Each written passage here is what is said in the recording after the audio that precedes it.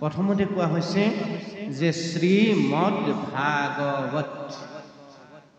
আমি মংগলচৰণলৈ যোৱাৰ আগতে শ্ৰীমদ ভাগৱত এই যে শব্দটো আমাক দিলে আৰম্ভণিতে, তাৰ অৰ্থটো কি? শ্ৰীমদ ভাগৱতৰ সৰল অৰ্থটো কি আমি তাকে জানি ল'ব লাগিব। তাৰ আগত আমাৰ মুখ্য আচাৰ্য প্ৰভুজনাই ভাগৱত মূৰ্তি বৰ্ণনা কৰিলে যে প্ৰথম দ্বিতীয় স্কন্ধে চৰণ দুটয়, তৃতীয় চতুৰ্থ যাৰ হুৱেলা উৰুদয়,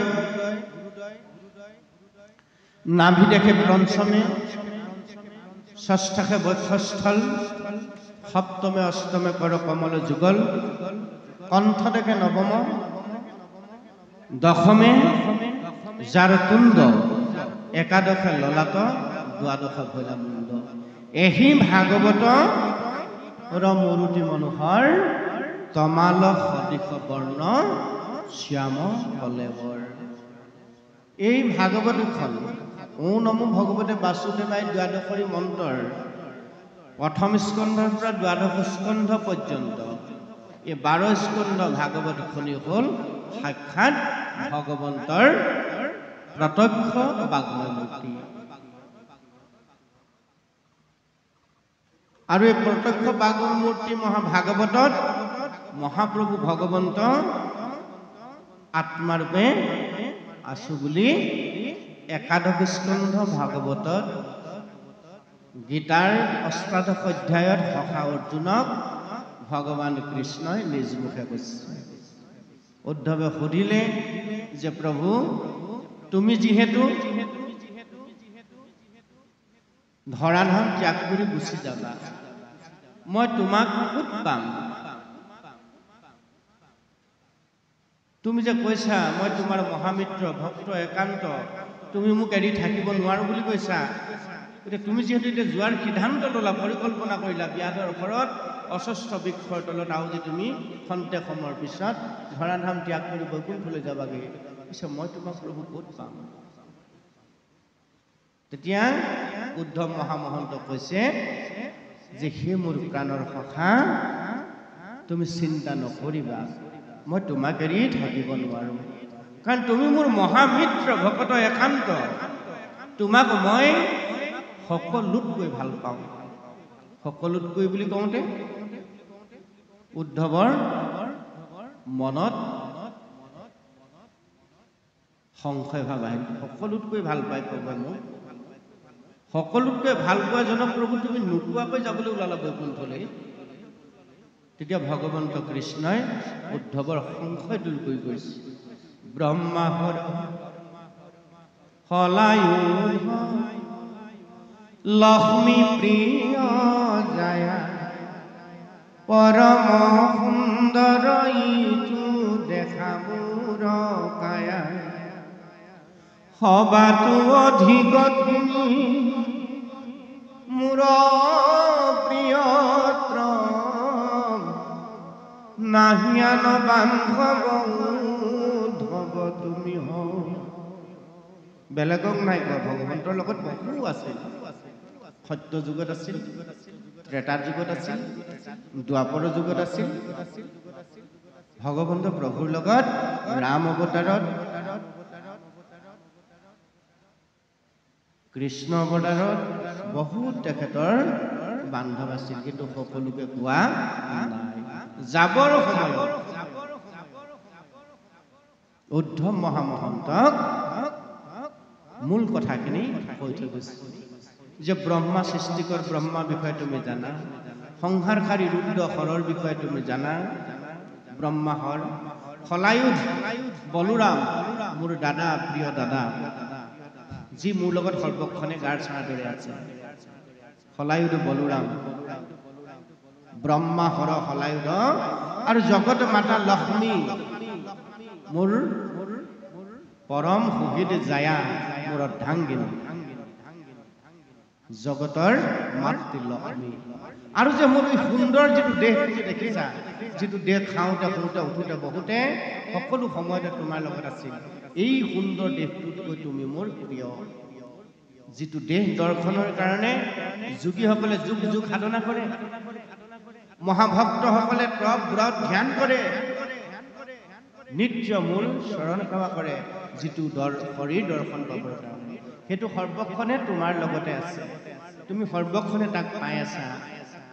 এই শৰীৰটোতকৈ তুমি মোৰ প্ৰিয় সুহৃদ সখা মিত্ৰ, গতিকে সেই উদ্ধৱ তুমি কোনো চিন্তা আৰু দুখ নকৰিবা। ব্ৰহ্মাহৰ সলাই উৰে লক্ষ্মী প্ৰিয় যায়া, পৰম সুন্দৰ দেখাই তুমৰ কায়া, সবাতো অধিক তুমি মোৰ প্ৰিয়তম। এই সকলো কিতাতকৈ তুমি মোৰ প্ৰিয়। নাহিয়ান বান্ধৱ, তুমি মোৰ অন্য বান্ধৱৰ দৰে নহয়, অন্য সকলোতকৈ প্ৰিয় বান্ধৱ। তোমাতকৈ আৰু প্ৰিয় সখা মোৰ কোনো নাই। নাহিয়ান বান্ধৱ উদ্ধৱ তুমি, তোমাৰ সমান আৰু কোনো নাই। ভগৱন্ত এতিয়া কাক ভাল পায়? প্ৰিয় সুহৃদ সখাকে ভগৱন্তই ভাল পায়। গতিকে আমি এতিয়া কি কৰিব লাগিব? ভগৱন্তৰ প্ৰিয় হ'বৰ কাৰণে যত্ন কৰিব লাগিব। তেতিয়া ভগৱন্তই আমাক ভাল পাব, উদ্ধৱৰ দৰে, সখা অৰ্জুনৰ দৰে। সমস্ত লোকক মুক্তি দিবাৰ কাৰণে ধৰন্ত বিবিধ লীলা নাথ নাৰায়ণে সমস্ত লোকক এদিন মুক্তি দিব, এই সংসাৰ সাৰি যোৱাৰ ব্যৱস্থা দিব। সেইকাৰণে বিভিন্ন সময়ত ভিন্ন ৰূপত ভগৱন্ত প্ৰভুৱে এই সংসাৰত লীলা অৱতাৰ ধাৰণ কৰিছে। সেইজন অনাধীশ্বৰ কৃষ্ণ, দৈৱকী নন্দন কৃষ্ণ, সেইজন কৃষ্ণ আমাৰ সকলোৰে উপাস্য সত্য। এই কথাটো কিন্তু আমি দৃঢ় আৰু খাটাং কৰি ল'ব লাগিব। দৃঢ় হ'লেই নহ'ব, তাক সুদৃঢ় কৰিব লাগিব। যেতিয়া আমি সুদৃঢ়ভাৱে সেইজন কৃষ্ণ, যিজন কৃষ্ণ প্ৰথম স্কন্ধৰ পৰা দ্বাদশ স্কন্ধলৈ আমাক সুন্দৰ এটা কলেবৰৰ যোগেদি দৰ্শন দিলে, সেইজন কৃষ্ণ সাক্ষাৎ দৈৱকী নন্দন, সেইজন কৃষ্ণ অনন্ত কোটি ব্ৰহ্মাণ্ডৰ অধিকাৰী, সেইজন কৃষ্ণ শৰীৰ নশ্বৰলৈ ত্যাগ কৰি বাগ্ময় ৰূপে কথা ৰূপে ভাগৱতৰ মাজত আছো বুলি উদ্ধৱ মহামহন্ত আৰু একাদশ কি কয় তাৰ অষ্টাদশ অধ্যায়ত প্ৰিয় সখা অৰ্জুনক কৈ থৈ গৈছে যে ত্ৰিউধায় প্ৰবিষ্টোহম, মই ত্ৰিউধায় কৰিম, পুনৰ প্ৰৱেশ কৰিম ক'ত? ভাগৱত অৰ্ণৱ। অৰ্ণৱ মানে হ'ল সাগৰ, সমুদ্ৰ। ত্ৰিউধায় প্ৰবিষ্টোহম ভাগৱত অৰ্ণৱম। হে সখা উদ্ধৱ, মই এই শৰীৰ ত্যাগ কৰিম সঁচা, মই কিন্তু লগে লগে প্ৰৱেশ কৰিম ক'ত? ভাগৱতৰ মাজত। কেনেদৰে? তেনে বাগ্ময় মূৰ্তি। বাগ মানে কথাৰ মূৰ্তি, শব্দৰ যি গাঁথনি, মোৰ নামেৰে যাক মালা গাঁঠি ৰখা, সেই ভাগৱত মূৰ্তিৰ মাজত মই প্ৰৱেশ কৰিম। তেনে বাগ্ময় মূৰ্তি প্ৰত্যক্ষভাৱে হৰে, মই তাক প্ৰৱেশ কৰাৰ লগে লগে লোক সমস্তৰ সেই দুখবিলাক পাপবিলাক মই হৰণ কৰি লৈ যাম। কেতিয়া নিব? যেতিয়া আমি তাক শ্ৰদ্ধাৰে দৰ্শন কৰিম। তেনে বাগ্ময় মূৰ্তি প্ৰত্যক্ষভাৱে হৰে শ্ৰৱণাত, শ্ৰৱণ কৰাৰ লগে লগে আপোনালোকে অনুষ্ঠান পাতিছে, পাঠ হৈছে, আপোনালোকে শ্ৰৱণ কৰিছে। এই শ্ৰৱণৰ যোগেদি আমাৰ মনৰ মলবিলাক ভগৱন্তই দূৰ কৰি দিব। শ্ৰৱণাত, সেৱনাত, সেৱাৰ যোগেদি আপোনালোকে ধূপ ধূনা তেল বন্তি দি তাত সেৱা কৰিছে ভাগৱতক, নাই কৰা নে? এই সেৱাৰ যোগেদি ভগৱন্তৰ কৃপা আমাৰ প্ৰত্যেকৰে লাভ হ'ব। সেৱনাত, পাঠাত, আমাৰ পাঠকসকলে যে পাঠ কৰিছে, মূল পাঠকসকল যে আপোনালোকে আমন্ত্ৰণ কৰি আনিছে, এই 3 দিনত যে ভিন্নজনে এই আসনত উপবিষ্ট হৈ কৃষ্ণ কথা স্বৰ্গিত শ্ৰৱণ কীৰ্তন কৰিব, এই কীৰ্তনৰ যোগেদি, পাঠৰ যোগেদি, পাঠাত আৰু দৰ্শনাত, এই যে মূল ভাগৱতৰ ভাগৱতে প্ৰতিষ্ঠা কৰি ৰখা হৈছে সপ্ত বৈকুণ্ঠ, তাক যিসকলে শ্ৰদ্ধাৰে দৰ্শন কৰিছে, সপ্ত বৈকুণ্ঠৰ সন্মুখত দুভাগ বাগ্ময় মূৰ্তি ভাগৱত চৈতন্যখানি কৰি ৰখা হৈছে, অহনিকে চৈতন্য হৈ থাকিব। তাক যি শ্ৰদ্ধাৰে দৰ্শন কৰিব, শ্ৰদ্ধাৰে সেৱা কৰিব, পাৰিলে অকণমান পাঠ কৰিব, সেইসকলৰ আজন্মৰ পাপবিলাক ভগৱন্তই তৎক্ষণাতে নাশ কৰি লৈ যাওঁ বুলিছে। তেনে বাগ্ময় মূৰ্তি প্ৰত্যক্ষভাৱে কৰে শ্ৰৱণাত, সেৱনাত, পাঠাত, দৰ্শনাত পাপ নাশিনী। এনে কহন শাস্ত্ৰই হ'ল শ্ৰীমদ ভাগৱত। ই এখন সমুদ্ৰ বুলি ক'লে, সাগৰত যেনেকৈ পাৰাপাৰ নাই, ভাগৱতৰ জ্ঞান আমি লৈ শেষ কৰিব পৰাকৈ আমাৰ এই সৰু টেমাটোত ভগৱন্তই ইমান শক্তি দি থোৱা নাই। কিন্তু আমি যিমান পাৰো জীৱনৰ কাৰণে প্ৰয়োজনীয় ভাল ভাল কথাখিনি এই সমুদ্ৰৰ পৰা আমি বুটলি ল'ব লাগিব। সাগৰত দুখন জাহাজ চলে, আপোনালোকে জানে। এখন জাহাজ ওপৰে যায়, তাত সমস্ত বস্তু ইখন দেশৰ পৰা সিখন দেশলৈ আমদানি ৰপ্তানি কৰি থাকে। এইবোৰ আমি চকুৱে দেখো। আৰু এখন জাহাজ তলে তলে যায়, যিখন আমি চকুৱে নেদেখো। তাক ইংৰাজীত সাবমেৰিন বুলি কয়। ভাগৱতৰো হ'ল ৰাস্তা দুটা, সমুদ্ৰ দুটা ৰাস্তা। এই দুটা ৰাস্তাত দুখন জাহাজ চলি আছে। আগত আছিল, বৰ্তমান আছে, ভৱিষ্যতলৈ থাকিব। এতিয়া আপুনি কোনখন জাহাজৰ যোগেদি যাব, বিচাৰটো আপোনাৰ মোৰ প্ৰত্যেকৰে নিজা নিজা। ভাগৱত এনে এখন সমুদ্ৰ য'ত আধ্যাত্মিকভাৱে পৰিপুষ্ট হ'ব পৰা জীৱৰ সমস্ত জ্ঞান তাত আছে। য'ত মই কোন ক'ৰ পৰা আহিলো এইটো জানিব পৰা যিটো জ্ঞান ভাগৱত গৰ্ভৰ মাজত আছে। মই কোন ক'ৰ পৰা আহিলো, মই আছো ক'ত, কৰিছো কি, তাক জনাৰ যিটো জ্ঞান, সেই জ্ঞানটো আছে ভাগৱতৰ মাজত। দ্বিতীয়টো হ'ল মই আছো ক'ত, কৰিছো কি। তৃতীয়টো হ'ল মই কি কৰি কলৈ যাম। এই যিটো জনা, এই জনাটো জ্ঞানখিনি এই ভাগৱতৰ মাজতেই আছে। যে মই মৰিবৰ কাৰণে জন্ম হলো, ই খাটাং। মোৰ জন্ম হৈছে মৃত্যুৰ কাৰণে। মোৰ জীৱনৰ আয়ুস হ'ল 100 বছৰ। সুন্দৰভাৱে আমাৰ আচাৰ্য প্ৰভুজনাই, মহন্ত প্ৰভুজনাই নামত গাইছে, মনুষ্যৰ আয়ুষ 100 বৰিষ সংখ্যা। এই মানুহৰূপী 4 মুঠি জীৱৰ শ্ৰেষ্ঠতম তনুধাৰী আমাৰ দেহটোৰ আয়ুস হ'ল 100 বছৰ। মনুষ্য আয়ুস 100 বৰিষ সংখ্যা। প্ৰহ্লাদ চৰিত্ৰত প্ৰহ্লাদে মনুষ্যৰ আয়ুসৰ সীমা নিৰ্ধাৰণ কৰি দিলে। আৰু সেই আয়ুস কেনে কেনে ক্ষয় হয় তাক বৰ্ণনা কৰিছে। অৰ্ধেক বিফলে যায় জানিবা নিদ্ৰাত। আধাটো ক'তে যায়, শুই থাকোতে। বিফলে যায় জানিবা নিদ্ৰাত, সফলে যায় জানিবা নিদ্ৰাত বুলি লিখা নাই, মনত ৰাখিব। মনুষ্যৰ বয়স হ'ল 100 বছৰ, আধাটো জীৱনৰ শুই থাকোতে গ'ল। হয় নহয় আপোনালোকে নিজে ভাবক। 100 বছৰ বয়সত আধাটো আমি শুইছো, কাৰণ ৰাতি আমি শুই থাকো, দিনটো বিষয়কৰ্মত লাগি থাকো। তাৰমানে আমাৰ প্ৰকৃত বয়স হ'ল 50 বছৰ। এই 50 বছৰ দিনৰ আমি কি কৰো কামখিনি, 20 বছৰ কি কৰোতে যায়, খেলা ধূলা কৰোতে যায়। বিষয়ৰ লগত লেটি পেটি হৈ খেলা ধূলা কৰোতে, ধেমালি ধুমুলাতে আমি 20 বছৰ পাৰ কৰি দিওঁ। তাৰমানে জীৱনৰ অলাগতিয়াল কৰ্মত আমি 20 বছৰ লগাই দিওঁ। বৰিষ ধনক উপাৰ্জনতে 10 বছৰ যায় ধন উপাৰ্জন কৰোঁ। কাৰণ আমি মানৱ জীৱন যিহেতু ললো, আমি বিষয় সংসাৰী লোক হলো। গতিকে আমাৰ ধন টকা পইচা লাগিব। ধন টকা পইচা উপাৰ্জনৰ কাৰণে আমাৰ 10 বছৰ আয়ুস গুচি যায়। ৰাতি হওক দিন হওক গণনা কৰি দিলে 10 বছৰ ধন উপাৰ্জন কৰোঁতে যায়। 50 বছৰ 20 বছৰ যদি ধেমালিতে গ'ল, 10 বছৰ ধন উপাৰ্জন কৰোঁতে গ'ল, থাকিল কেইবছৰ? 30 বছৰ এফালে গ'ল, 20 বছৰ থাকিল। এই 20 বছৰ বয়সটো বৃদ্ধকাল আহিল বুলি কৈছে। শেষ বিশ্ব বৰিষ বিংশতি, একো কাৰ্য সাধিবাক নাহিকে শপতি। বৃদ্ধ বয়স হোৱাৰ লগে লগে 100 বছৰীয়া জীৱনৰ একো কাৰ্য আমি সম্পাদন কৰিব নোৱাৰো। কেনেকৈ নোৱাৰো?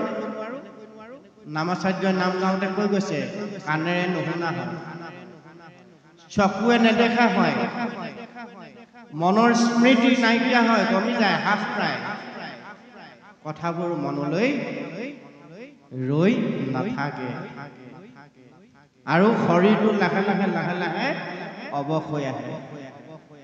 আগৰ 18-20 বছৰৰ শক্তিটো আমাৰ গাৰ পৰা নাইকিয়া হৈ যায়।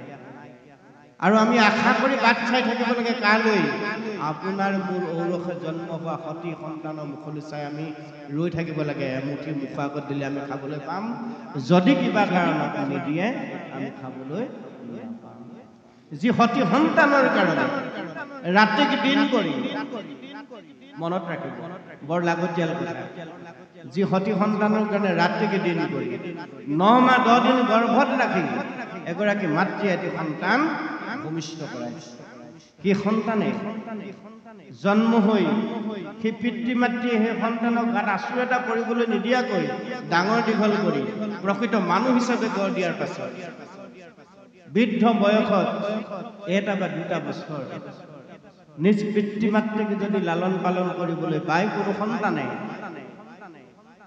ৰেলৱে ষ্টেচনত ফুটপাথত বৃদ্ধাশ্ৰমত গৈ যদি এৰি থৈ আহিব লগা হয় ইয়াতকৈ দুখৰ কথা থাকিব নোৱাৰে আমি নিজকে যিমান বিদ্যামন্ত ধনমন্ত বুলি ভাবি নলওঁ কিয় ভাগৱত দৰ্শনে সেইটোক কেতিয়াও শ্ৰেষ্ঠত্ব জীৱন বুলি আমাক কোৱা নাই তাৰ কাৰণে আমি পোনে পোনে আমাৰ সতী সন্তানসকলক জগৰীয়া কৰিলে কিন্তু নহ'ব প্ৰভু সমস্তায় তাৰ কাৰণে এই প্ৰহ্লাদে 5 বছৰৰ ভিতৰত আমাক যে বয়সৰ পৰিসংখ্যা ভাগ কৰি দিলে তাৰ পিছতে কৈছে সেইকাৰণে হেন জানি শিশু হ'ব এই বৃদ্ধকাল আহিলে হাকুল ব্যাকুল কৰি মৰিব নালাগে আপোনাৰ যদি সৎ পুত্ৰ সৎ সন্তান আপুনি যদি ধৰাধামত জন্ম দিব পাৰে সেই সন্তানে আপোনাৰ বৈকুণ্ঠৰ পথ প্ৰশস্ত কৰি দিব তাৰ কাৰণে এতিয়াই আৰম্ভ কৰা বৃদ্ধ বয়সত হাকুল ব্যাকুল কৰিলে উপায় নাই কাৰণ আপুনি টেঙা আমৰ পুলি এটা ৰুই তাত মধুৰি বা আপেল বিচাৰি ফুৰিলে কেতিয়াও নাপাব সম্ভৱ জানো সেইকাৰণে আমি যে আৰম্ভণিতে কৈছিলোঁ প্ৰভু অমস্ত যে আমি যি 2-4টা কথা আপোনালোকৰ লগত ভাগৱতৰ মত বিনিময় কৰিম অন্তত আমাৰ জন্মদাতা পিতৃসকলক লৈ নহয় আই মাতৃসকলক লৈ নহয় আমাৰ যিসকল যুৱ বন্ধু আছে তেওঁলোকৰ জীৱনটো কেনেকৈ ভাগৱতে শৃংখলিত ৰূপত পৰিশীলিত ৰূপত পৰিমাৰ্জিত ৰূপত সজাই নিয়াৰ ৰাস্তা দৰ্শন দিছে সেই ৰাস্তাখিনি আমি অন্তত অকণমান আলোচনা কৰিম যাৰ যোগেদি আমাৰ আহিব লগা সমাজখন আহিব লগা প্ৰজন্মটো যাতে 550 বছৰ আগতে গুৰুজনে দেখা সেইখন অসমৰ সন্তান হিচাপে সেইখন অসমৰ সমাজ হিচাপে সেইখন অসমৰ জনগাঁথনিৰ জীৱন গাথা হিচাপে আমি আমাৰ সমাজখন তৈয়াৰ কৰিব পাৰিম তাৰ কাৰণে আমি প্ৰত্যেকেই কিঞ্চিত সহযোগিতা আগবঢ়াব লাগে কাৰণ ভাগৱত অবিৰতভাৱে 4 দিনীয়া হওক 7 দিনীয়া হওক 24 ঘণ্টীয়া হওক অসমত এটাও নামঘৰ নাই পাঠ নোহোৱাকৈ থকা নাই অসমত এনে এডোখৰ ঠাই নাই য'ত ভাগৱত শ্ৰৱণ কীৰ্তন নোহোৱাকৈ থকা নাই যে আজি 550 বছৰ আগৰ পৰা একেৰাহে ভাগৱত পাঠ হৈ আছে আজি কেইদিনৰ আগত আপোনালোকৰ অলপ আগত মধুপুৰত ভাগৱত পাঠ হৈ গৈছে তাৰ পৰা কি ফালং আজি ইয়াত হৈছে কালিলৈ ক'ৰবাত হ'ব নহয়নে বাৰু পালেঙিত হ'ব ৰজাবাৰীত হ'ব অনবৰত ভাগৱতটো হৈ আছে কিন্তু আমাৰ সমাজৰ পৰিৱৰ্তন আজি ইমান দিন হোৱা নাই কিয় ভাগৱত কথাই আমাৰ সমাজ আমাৰ জীৱনত কিয় ৰেখাপাত কৰা নাই আমাৰ জীৱনৰ ডাঙৰ প্ৰশ্ন কিন্তু সেইটো যদি নহয় আপোনালোকে নহয় বুলি ক'ব যদি হয় কিন্তু সেইটো হয় বুলি স্বীকাৰ কৰিব লাগে কিয় হোৱা নাই ভাগৱতটো আমি অলপ আগতে কৈছোৱেই যে নাৰদৰ আগত ভাগৱতে কৈছে প্ৰিয় সখা উদ্ধৱৰ আগত কৈছে সখা অৰ্জুনৰ আগত গীতা 10টা অধ্যায় কৈছে যে ভাগৱত শ্ৰদ্ধাৰে শ্ৰৱণ কীৰ্তন কৰাৰ লগে লগে আজন্মৰ পাপবিলাক নাইকিয়া হয় জীৱ পুণ্যলৈ ৰূপান্তৰ হয় পুণ্যাত্মা জীৱলৈ ৰূপান্তৰ হয় আৰু পুণ্যাত্মা জীৱলৈ যদি আমি ৰূপান্তৰ হৈছোঁ এই ভাগৱত কথা শ্ৰৱণ কীৰ্তনৰ যোগেদি তেতিয়াহ'লে আমাৰ সমাজত কিয় পৰিৱৰ্তন হোৱা নাই এখন সমাজ আমাৰ মাজত ভাগি 4খন 5খন হৈছে পূৰ্বতেতো এখন গাঁৱত এটাই নামঘৰ আছিল